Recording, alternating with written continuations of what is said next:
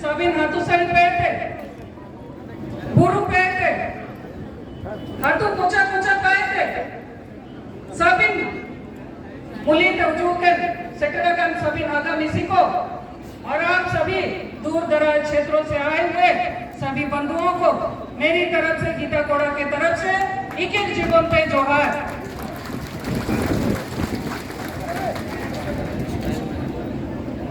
तिसिंगाबो परिवर्तन यात्रा रिया अबु जगन्नाथपुर रे नेन यात्रा तिसिंग बिटा कना नेन यात्रा रिया दोरकर चिना मिलता हुआ ना नेन बिसारे जो कबू जगह रिया को इस परिवर्तन यात्रा की आवश्यकता क्यों आन पड़ी, क्या वजह हुई कि आज भारतीय जनता पार्टी को गांव-गांव में जाकर सड़क-सड़क नगर-नगर डगर-डगर घूमकर परिवर्तन यात्रा करनी पड़ रही है। ये परिवर्तन यात्रा झारखंड में बदलाव लाने के लिए है। ये परिवर्तन यात्रा की मांग यहाँ के युवाओं की है। ये परिवर्तन यात्रा की मांग यहाँ की महिलाओं की है। ये परिवर्तन यात्रा की मांग यहाँ के मजदूरों की है, यहाँ के किसानों की है, यहाँ के गरीबों की है, यहाँ के लोगों की परिवर्तन यात्रा की मांग है। इसलिए भारतीय जनता पार्टी ने इस परिवर्तन यात्रा को पूरे प्रदेश में चलाया है। इस परिवर्तन यात्रा के माध्यम से भारतीय जनता पार्टी आज वर्तमान जो सरकार है, गठबंधन की सरकार है, झारखंड मुक्ति मोर्चा और कांग्रेस, इसकी सरकार की पोल खोल रही है। आज जब अपनी पोल खुलती हुई देख रही है, आज झारखंड मुक्ति मोर्चा को जब अपने ही किए हुए वादे वो पूरा नहीं कर पा रही है, अपनी पोल खुलते हुए देख रही है, तो आज जनता को बरगलाने का काम कर रही है, जनता को और झूठ का पुलिंदा देने का काम कर रही है, और तो और वो भी यात्रा पर निकल पड़ी है। आज झारखंड की जनता ने उसको इतना मजबूर कर दिया कि आज 30 महीनों से उनको निकलकर सड़क पर आना पड़ा, उनको भी यात्राएं करनी पड़ रही है। तो ये जनता की ताकत है, ये जनता ने करके दिखाया है। पिछले 4.5 वर्षों में झारखंड मुक्ति मोर्चा और गठबंधन की सरकार ने यहाँ की जनता को ठगने का काम किया है। ये सरकार बड़े बड़े वादे कर रही है, आए दिन बड़े बड़े अखबारों में विज्ञापन दे रही है, करोड़ों अरबों रुपए बहा रही है सिर्फ अपना चेहरा चमकाने के लिए। ये करोड़ों रुपए इस जनता का है, यहाँ की जनता का है, खून पसीने की कमाई का है। इस पैसे से ये सरकार अपना चेहरा चमका रही है। आज भी इस क्षेत्र में लोग जो विज्ञापन में दे रहे कि 200 यूनिट फ्री बिजली देंगे, मेरे यहाँ पर जरूर आप में से कई भाई होंगे, कई बहनें होंगी जिनको आज सरकार फ्री बिजली तो नहीं दे रही है, लेकिन उन लोगों पर, उन गरीबों पर जिसका टूटा हुआ मकान है, जिस पे रहने के लिए उसको छत नहीं है, वैसे लोगों के ऊपर भी ये सरकार केस कर रही है। दामू कगरई जो आज बिजली बिल हजारों रुपए उसका आ गया है, उसके ऊपर केस हो गया। उस बेचारे का घर भी नहीं है जोगीनंदा का।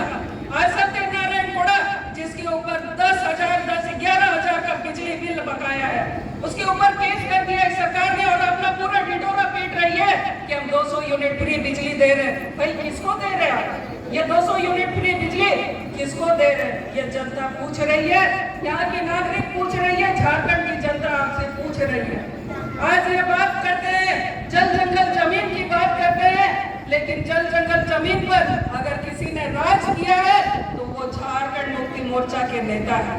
अरे आज तो गजब हो गया भाई, आज संथाल प्रज्ञा में आज लोगों को बसाया जा रहा है और वो दिन दूर नहीं है। आज लोग यहाँ जो मंडरा रहे हैं, आज कोल्हान में जो ये नेता लोग लगातार मंडरा रहे हैं, वो दिन भी दूर नहीं है जब यहाँ भी घुसपैठियों को घुसने दिया जाएगा। इसका जवाब यहाँ की जनता देगी अपने वोट के चोट से। यहाँ की जनता झारखंड मुक्ति मोर्चा जैसे लोगों को, धोखेबाज लोगों को देने का काम करेगी। आज हमारे युवाओं से हेमंत सोरेन ने सत्ता में आने के लिए हर तरह का वादा किया। कई वादे उसने किए कि भाई हम आपको 5 लाख नौकरियां देंगे, और 5 लाख नौकरियां तो नहीं दी इन्होंने, ना ही बेरोजगारी भत्ता दिया, बल्कि इन लोगों को मौत बांट रही है ये हेमंत सोरेन। कई आंकड़े बताते हैं कि हेमंत सोरेन ने यहाँ के नौजवानों को मजबूर कर दिया आत्महत्या करने के लिए। झारखंड की युवाओं को आत्महत्या यानी कि इच्छा मृत्यु के लिए हेमंत सोरेन ने मजबूर किया है। ये हत्या नहीं सरकार इसने अब तक 2145 लोग जो सिर्फ अपनी जान जिन्होंने गंवाई है क्योंकि उनके पास नौकरी नहीं है, अपने माँ बाप बूढ़े माँ बाप को देखने के लिए उनके पास नौकरी नहीं है, वैसे लोगों ने आज आत्महत्या कर ली। और तो और अभी हाल में ही 16 होनहार बच्चों ने अपनी जान गंवाई है नौकरी के लिए दौड़ के रेस में। वो सभी लोगों ने अपनी जान गंवाई है। इसके लिए कौन जिम्मेदार है? क्या इसके लिए हेमंत सोरेन जवाब नहीं देंगे? इन यात्राओं में उनको इन मौत पर भी अपना जबान खोलना चाहिए, अपनी बात बोलनी चाहिए, लेकिन ये नहीं बोलेंगे। क्यों बोलेंगे? क्योंकि इनके पास बोलने के लिए नहीं है। इन 4.5 सालों में इनके पास उपलब्धि क्या है? निमित सिर में मोय सिर में कोई मई है ने मोय सिर में रे आया जान कजे जाना योजना काय कजीतने मिये के कजीतने मैया सम्मान योजना के 4 सालों 4.5 सालों में सरकार ने सिर्फ एक ही योजना की है, बाकी और योजना वो इसलिए नहीं बोलते हैं क्योंकि पोल खुल गई है, उनके झूठ की पोल आज खुल गई है। इस मैया सम्मान योजना में भी हमारी माताओं बहनों को ठगने का काम, छलने का काम इस सरकार ने किया है। इसे 2000 रुपए देके 1000 रुपए दे करके सिर्फ 2 किस्त में यानी कि 2000। भाई आपने तो वादा किया था कि सभी महिलाओं को हम लोग 2-2 हजार रुपए देंगे चूल्हा खर्च के लिए। उस हिसाब से तो हमारे पास हमारी बहनों के पास में अब तक 1,20,000 रुपए आ जाने चाहिए थे। वो पैसे क्या हुआ? आज ये सरकार आपका 1,18,000 रुपए खा के बैठी है। उसे हिसाब मांगना चाहिए, हेमंत सरकार से हिसाब मांगना चाहिए कि वो पैसा कब आप हमारी बहनों को दे रहे। हमारी बहनों को आप 1,18,000 रुपए दे, तब ये मैया सम्मान कहलाएगा, तब हमारी बहनों का सम्मान कहलाएगा।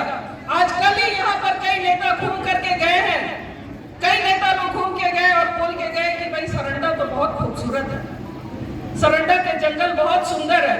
बिल्कुल सुंदर है, सरंडा की जंगल है, यहाँ के लोग, यहाँ की बोली वाली जनता भी बहुत अच्छी है। लेकिन अगर अपने पर तन गई तो सेरेंसिया घाटी होने से भी ये रोक नहीं सकते हैं। अपने हक अधिकार के लिए यहाँ के लोग लड़ना भी जानते हैं, यहाँ के लोग लड़ना भी जानते हैं।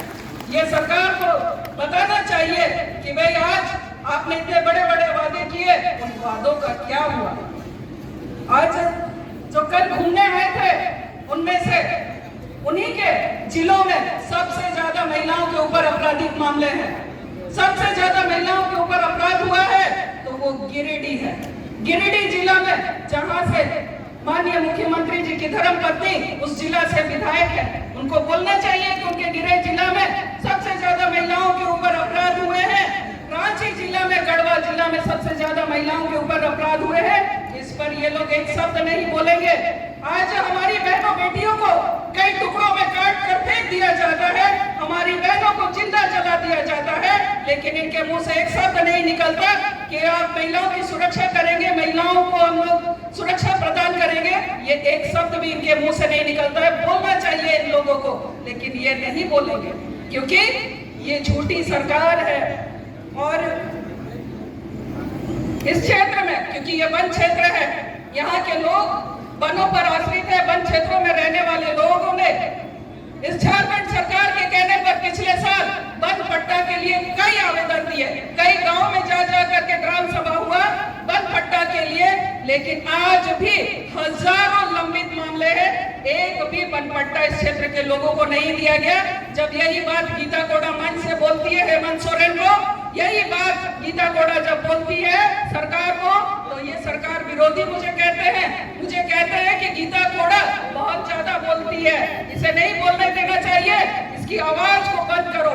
लेकिन मैं इतना जरूर इनको कहना चाहूंगी कि जनता की आवाज उठाने से मुझे कोई नहीं रोक सकता। जनता के लिए मैं मरते दम तक लड़ते रहूंगी, हमारी माताओं बहनों के लिए, हमारे युवाओं के लिए हम लोग लड़ते रहेंगे।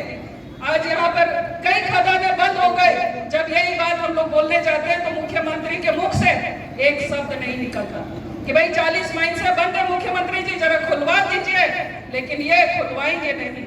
यहाँ के लोगों को रोजगार नहीं देना चाहेंगे। आज हमारे यहाँ के युवा बाहर पलायन करने को विवश है, बाहर जाने को मजबूर है, लेकिन ये एक शब्द भी नहीं कहेंगे।